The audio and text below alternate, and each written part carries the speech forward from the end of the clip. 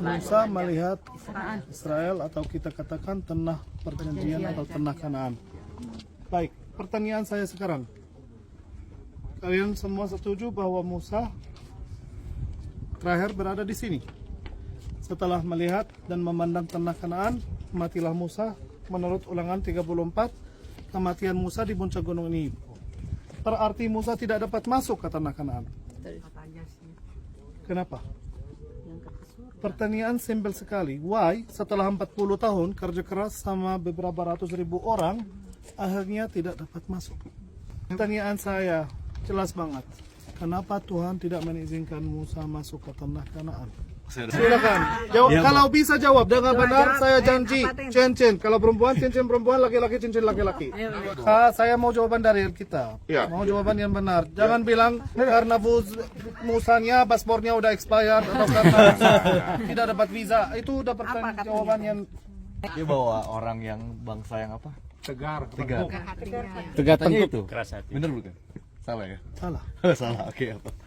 Silakan. Siapa yang bisa jawab? Cincin lo. Cincinnya harganya $100, bisa $70. Bilangan 20. 2 sampai ayat 13. Baik, saya baca dulu Bapak Ibu. Dapat cincin 60. Nggak dapat. Kue bun yang gratis nggak dapat. Silakan Bapak Ibu, saya mau baca ya. Bilangan 20 ayat 2. Pada suatu kali ketika tidak ada air bagi umat itu, berkumpullah mereka mengarungi Musa dan Harun. Dan bertengkarlah bangsa itu dengan Musa, katanya, sekiranya kami mati binasa pada waktu saudara-saudara kami mati binasa di hadapan Tuhan, mengapa kamu membawa jamaah Tuhan ke padang gurun ini, supaya kami dan ternak kami mati di situ? Mengapa kamu membimbing kami keluar dari Mesir untuk membawa kami ke tempat celaka ini yang bukan tempat menabur, tambah pohon ara, anggur dan delima, bahkan air minum pun tidak ada? Maka pergilah Musa dan Harun dari umat itu ke pintu kemah pertemuan, lalu sujud. Kemudian tampaklah kemuliaan Tuhan kepada mereka. Tuhan berfirman kepada Musa, ambillah tongkatmu itu dan engkau dan Harun kakakmu harus menyuruh umat itu berkumpul, katakanlah ya di depan mata mereka kepada bukit batu itu supaya diberi airnya. Demikianlah engkau mengeluarkan air dari bukit batu itu bagi mereka dan memberi minum umat itu serta ternaknya. Lalu Musa mengambil tongkat itu dari hadapan Tuhan seperti yang diperintahkannya kepadanya. Ketika Musa dan Harun telah mengumpulkan jemaah itu di depan bukit batu itu, berkatalah kepada mereka. Dengar baik-baik Bapak Ibu ya. Dengarlah kepadaku hai orang-orang durhaka. Apakah kami harus mengeluarkan air bagimu dari bukit batu ini? Sampai sini ada salah? Ada, kami Terima tidak kasih. mengatasnamakan Tuhan. Terima kasih. Dapat cincin tapi kecil. Bapak Ibu, di situ Musa terlalu bede, terlalu GR, sampai dia bisa mengatakan, apakah kami harus mengeluarkan air bagimu dari bukit batu ini? Padahal yang akan memberikan air adalah Tuhan, bukan Musa, bukan Harun. Nah, itulah dosanya Musa dan Harun. Nama pasalnya dosa Musa dan Harun. Jadi Bapak Ibu jangan sangat jelas. Tetapi Tuhan berfirman kepada Musa dan Harun, karena kamu tidak percaya kepadaku dan tidak menghormati kekudusanku di depan mata orang Israel, itulah sebabnya kamu tidak akan membawa jamaah ini masuk ke negeri yang kuberikan kepada mereka.